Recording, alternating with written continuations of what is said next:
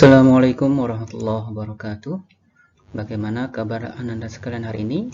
Semoga kita semua selalu berada dalam lindungan Allah Subhanahu wa Ta'ala dan bisa belajar dengan baik hari ini. Baik, pada pembelajaran matematika peminatan kelas 12 hari ini kita membahas pokok bahasan itu sifat limit fungsi trigonometri bersama Bapak Munadi Iman SPD.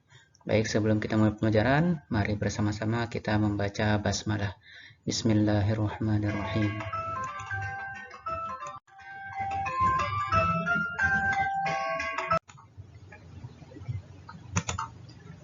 Baik, kita lanjutkan, yaitu materi kedua kita, sifat limit fungsi trigonometri. Di mana sifat-sifat limit fungsi trigonometri ini sama saja dengan sifat limit fungsi aljabar. Jadi misalkan ada fungsi f dan fungsi g merupakan fungsi yang mempunyai nilai limit pada x mendekati a. Ditulisnya seperti ini ya. Kemudian dengan ada konstanta k dan a, yaitu yang merupakan bilangan real serta m merupakan bilangan bulat positif. Berlaku sebagai berikut. Jadi ini dia ya, ada kurang lebih 7 sifat ya.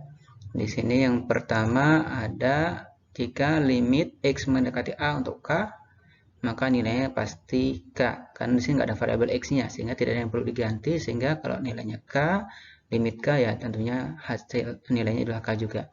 Yang kedua adalah limit x mendekati a untuk fungsi f. Maka tinggal ganti tiap-tiap variabelnya, variabel x-nya dengan nilai a. Kemudian jika yang ketiga ini ya, jika ada limit x mendekati a untuk k kalinya fungsi f, maka konstanta k ini bisa ditaruh di luar ya, di luar dari limit untuk kemudian kita hitung setelah dapat nilai limit fungsi fx-nya. Kemudian yang keempat ada limit x mendekati a untuk fungsi f ditambah atau dikurang dengan fungsi g. Maka ini bisa dipisah dia. Jadi limit fungsi f ditambah atau dikurang limit fungsi g. Kemudian ada juga perkalian dari limit fungsi f dan g. Ini juga bisa dipisah ya. Yaitu limit fungsi f dikali dengan limit fungsi g untuk x mendekati a. Untuk pembagian juga sama. Jadi bisa dipisah seperti ini. Kemudian yang terakhir, yang ketujuh, ada fungsi limit fungsi f yang berpangkat n. Maka bisa kita cari limit fungsi f-nya dulu. Baru hasil nanti baru kita pangkatkan dengan n-nya. Baik, di sini ada beberapa contoh, ada 4 contoh yang Bapak berikan. Ya, ada 1, 2, 3, 4 contoh. Kita langsung saja ke pembahasan yang pertama. Di sini ada limit fungsi sin x untuk x mendekati pi per 2. Jadi tinggal ganti x-nya dengan pi per 2. Jadi nilai sin pi per 2. Ingat, pi itu adalah setara dengan 180 derajat. Sehingga pi per 2, 180 dibagi 2 adalah 90. Jadi sin 90 adalah nilainya 1.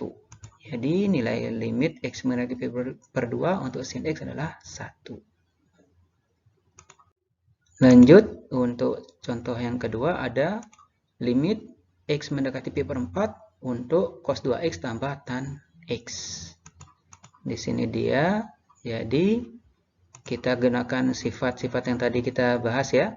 Sifat yang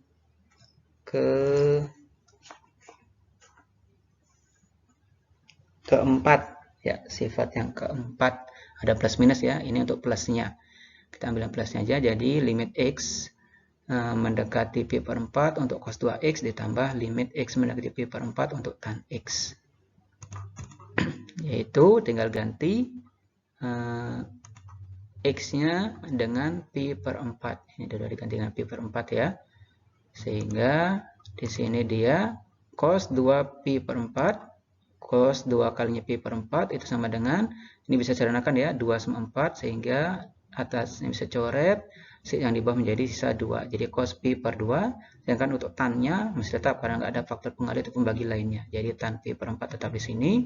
Dimana untuk cos pi per 4 nilainya adalah 0. Kemudian untuk tan Pi per 4 nilai adalah 1. Sehingga 0 tambah 1 hasilnya 1. Jadi kesimpulannya, jadi nilai limit X mendekati Pi per 4 untuk cos 2X tambah tan X adalah 1. Lanjut pada contoh yang ketiga, ada limit X mendekati Pi per 6 untuk 2 kalinya sin 2X dikali cos X. Sama saja, yaitu bisa dipisah ya, sesuai dengan sifat yang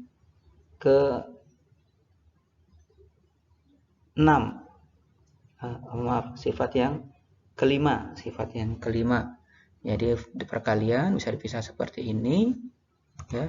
Jadi 2 kali limit X mendekati Pi per 6 sin 2X kali limit X mendekati Pi per 6 untuk cos X. Kemudian ganti X-nya dengan Pi per 6 ya. Pi per 6, kemudian 2 sama 6 ini bisa disederhanakan sehingga menjadi bentuknya adalah 2 kali sin Pi per 3 cos Pi per 6. Ini enggak ada pengalinya ya, sehingga tetap dia. Kemudian sin Pi per 3 nilainya adalah 2 sin Pi per 3 itu setengah akar 3. Kemudian cos Pi per 6 itu setengah akar 3. Ya. Jadi sin Pi per 3 itu sama dengan setara dengan sin berapa? 60 derajat ya. Sin 60 derajat adalah setengah akar 3, kemudian cos Pi per 6. Pi per 6 atau 180 dibagi 6 itu 30. Cos 30 juga nilainya setengah akar 3. Sehingga 2 dikali setengah akar 3 akar 3.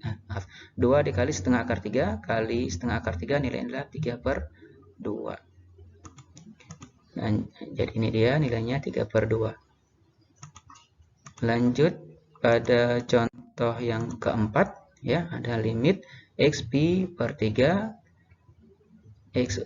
limit untuk X mendekati Pi per 3 dari sin 3X dikurang cos X.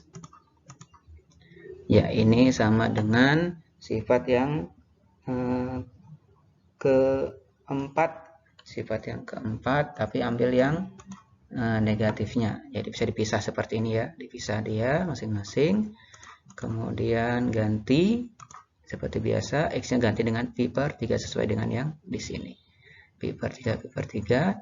Kemudian 3 sama 3 bisa disederhanakan sehingga yang berikut menjadi sin Pi dikurang cos Pi per 3. Ini tidak ada faktor pengali sehingga tetap ya. Yang di sini untuk cosnya nggak ada faktor pengali jadi tetap cos Pi per 3. Sedangkan ini bisa hilang per 3-nya karena 3 dibagi 3, 1 sehingga tinggal sisa Pi-nya saja. Sin Pi dikurang cos Pi per 3. Ya, jadi sin Pi-nya adalah 0, kemudian dikurang cos Pi per 3 adalah setengah. 0 dikurang setengah hasilnya min setengah, sehingga kesimpulannya untuk soal ini adalah hasilnya min setengah. Itu dia contoh-contohnya. Jadi yang berikutnya ada tugas yang kedua ya, ada 5 tugas di sini, 5 soal, silakan dicari nilainya ya, gunakan sifat-sifat. Jadi di sini ada sifat yang keberapa, soal nomor 1, nomor 2, nomor 3, 4, 5, sifat-sifatnya bisa digunakan, cari nilainya.